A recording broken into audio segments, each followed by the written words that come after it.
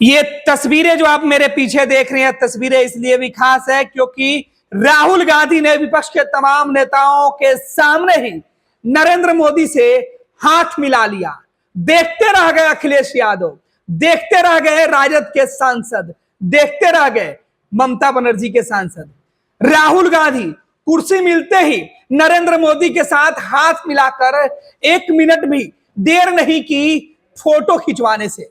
राहुल गांधी ने नरेंद्र मोदी के साथ फोटो खिंचवा ली, संग संग नरेंद्र मोदी के साथ चलते रहे।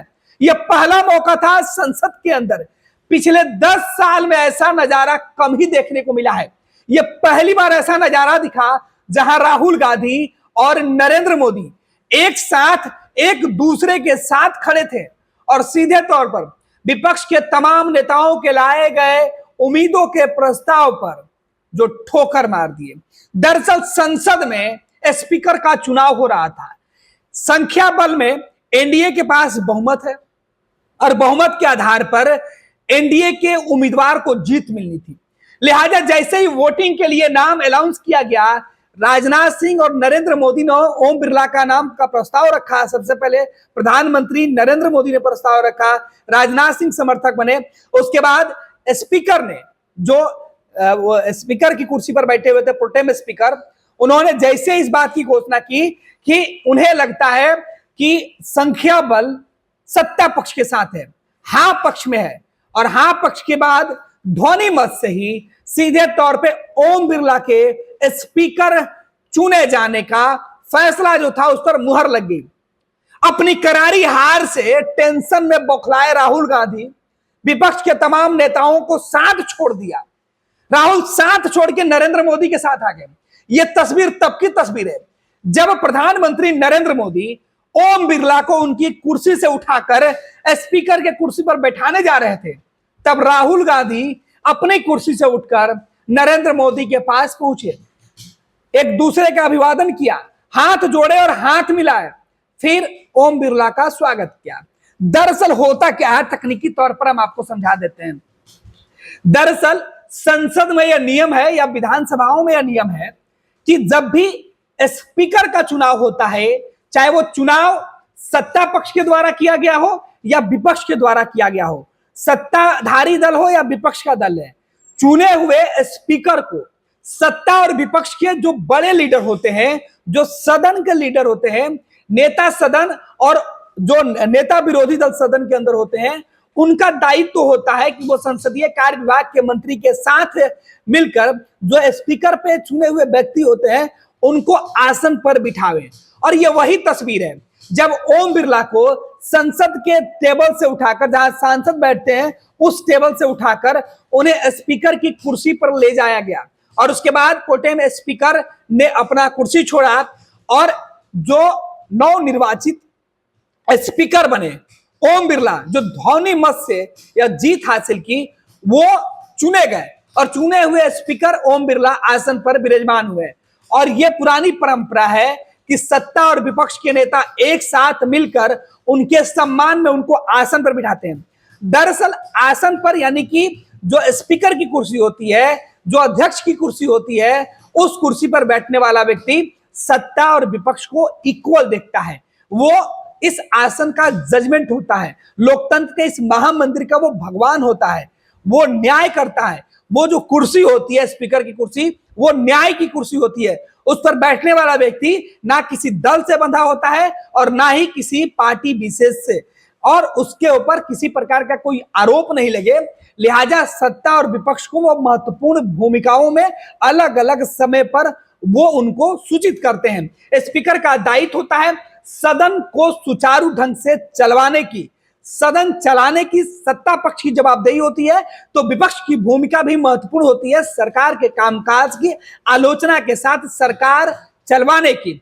सदन में विपक्ष की भूमिका महत्वपूर्ण होती है कि विपक्ष सरकार के कामकाज पर सवाल तो उठाए, आलोचना तो करे, लेकिन सदन चलाने में अपनी महत्वपूर्ण भूमिका भी निभाए, सहयोग करे, सरकार को उनकी गलतियों पर आईना दिखाए और सरकार के किए गए अच्छे कामों की तारीफ भी करे।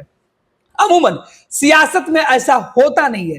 विपक्ष में बैठने वाली पार्टी और विपक्ष में बैठने वाले नेता अमूमन सत्ता पक्ष में बैठने वाले नेताओं को कोसते रहते हैं, लेकिन स्पीकर के चुनाव के वक्त यह पहला मौका होता है जब सत्ता और विपक्ष आपस के राजनीतिक मनमुटाव को छोड़कर सम्मान के साथ स्पीकर का आदर करते हैं और उनको स्पीकर के कुर्सी तक ले जाते हैं। और यह उसी वक्त की तस्वीर है और उसी वक्त के लिए जब नेता सदन नरेंद्र मोदी को यह सूचना दी गई कि आपको अब ओम बिरला जो स्पीकर चुने गए हैं उनको चेयर तक लेके जाना है, तो नरेंद्र मोदी के साथ सीधे तौर पे राहुल गांधी को भी सूचना दी गई कि नेता ऑपोजिशन अपने लीडर ऑफ ऑपोजिशन जो होता है, एलओपी जो होता है संसद के अंदर, वो भी साथ आए। यानी दोनों तरफ, दोनों भुजा है एक व्यक्ति के। 4 कुर्सी अगर स्पीकर की होती है तो उसमें 2 धड़ा सत्ता पक्ष की, 2 धड़ा विपक्ष का, और दोनों बाजू जो स्पीकर होते हैं उनके दोनों भुजाओं में एक हाथ में सत्ता पक्ष होता है, दूसरे हाथ में विपक्ष होता है।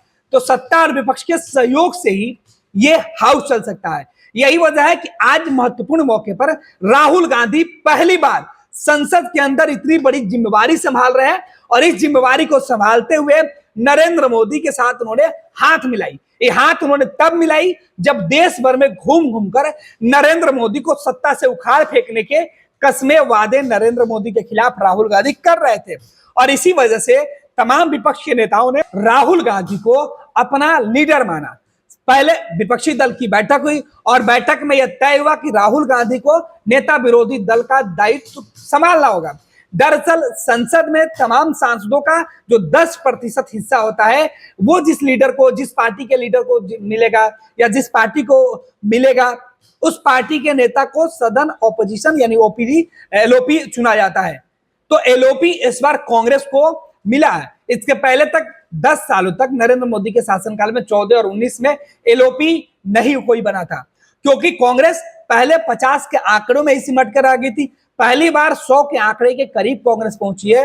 लिहाजा कांग्रेस को यह मौका मिला है कि इस बार सदन के अंदर उनका संवैधानिक पद जो होता है एलओपी का, नेता ऑपोजिशन का, वो कुर्सी उनको मिला है और वो सैद्धांतिक तौर पे, संवैधानिक तौर पे राहुल गांधी अब उस जिम्मेवारी का निर्वहन करेंगे। नेता विरोधी दल की भूमिका सदन के अंदर जो नेता सदन होते हैं उनसे थोड़ी सी कम लेकिन उसके बराबर ही माना जाता है।